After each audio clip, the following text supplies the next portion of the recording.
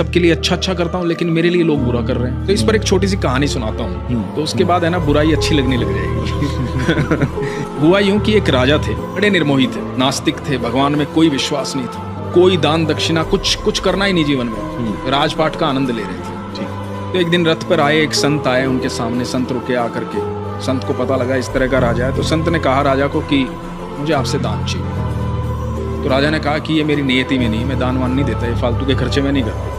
तो संत ने कहा कि पर मुझे आपसे लेना है।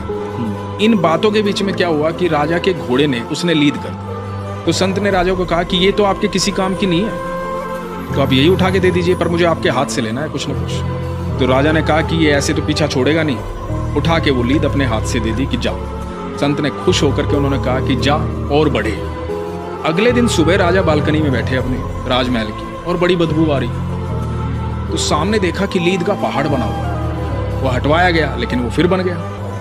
बदबू फैलती जा रही है, समझ में नहीं आ रहा राजा के। तो राजा को ध्यान आया कि एक संत आया था, उसको घोड़े की लीद दी थी और उसने कहा था कि और बढ़े, तो कहीं इस वजह से तो नहीं बढ़ रही है। तो राजा को जैसे ही ये ख्याल आया, राजा निकला महल से उस संत को ढूंढने के।